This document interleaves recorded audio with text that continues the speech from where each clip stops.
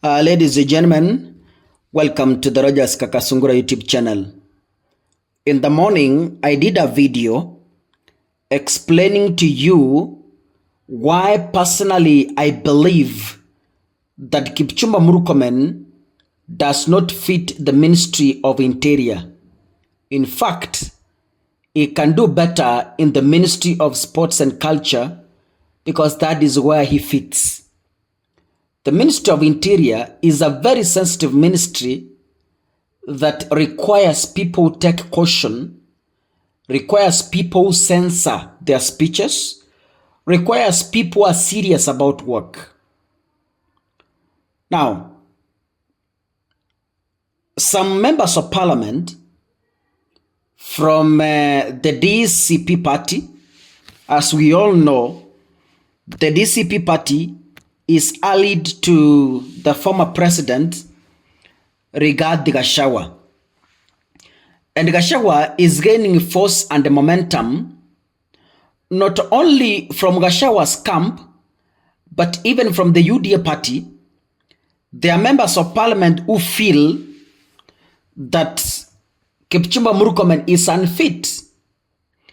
One of the people I have seen publicly declaring the same is the Nandi Senator, Honorable Cherargei. He has been saying this severally, and I'm happy that this is gaining momentum even in the National Assembly. I know there are members of parliament from UDA who also feel that Kipchumba Murkomen is unfit, but they don't know how to initiate this motion because their party leader, William Ruto, has not entirely supported it. Now, members of parliament allied to the Democracy for Citizens Party, DCP, they have today revealed plans to initiate an impeachment motion against Kipchumba Murkomen, citing his controversial shoot-to-kill directive as grounds of removal from office.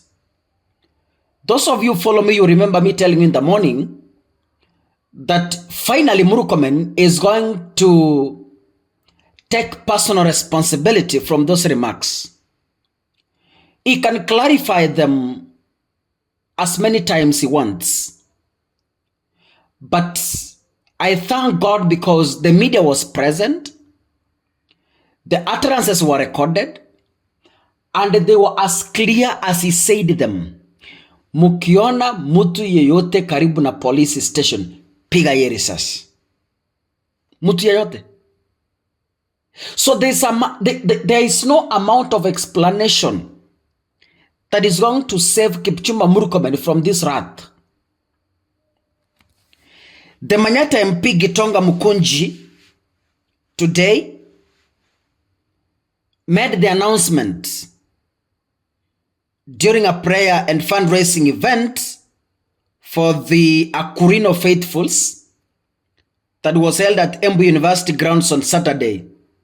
This is where I was told that goons stormed the meeting and wanted to beat up the member of parliament because he's allied to the former deputy president, His Excellency Rigathi Gachagua. Mukunji accused Murkomen of perpetuating extrajudicial killings and enforced disappearances, citing that such actions have become a hallmark of the Kenya Kwanza administration. He called on Parliament to exercise its oversight role and protect Kenyan lives and freedoms. Ladies and gentlemen, Mukunji admitted that the motion faces an uphill battle in Parliament, adding the executive's far-reaching influence and control over. This is what I told you, that some lawmakers feel that it's wise to remove Kipchumba Murkomen from that docket because based on his utterances, he has actually failed. But the motion cannot sail through in the National Assembly because if Ruto has not given it a go-ahead, it might flop. Because we understand William Ruto uses money. William Ruto uses all means humanly possible to defeat opponents. The MP, John Kawushia, as you all know, Kawushia is a member of parliament from Ukurueni. He also said that Murkomen acted outside his legal mandate. They also said that the violent scenes witnessed during the last Wednesday protests were orchestrated by the state to paint the youth as criminal and justify a crackdown. Listen to me, Kenyans. We will only succeed in this country if we exercise personal responsibility. And the government must stop defending those people. Like now, the government has defended those police officers who have been killing Gen Zs on the streets. William Ruto supported them and told them, good job, boys. Kipchumba Murkomen supported them and said, good job, boys. And you see, all these things are not affecting only us, the ordinary citizen. These things are affecting the entire nation. Because tomorrow, William Ruto will be a retired president.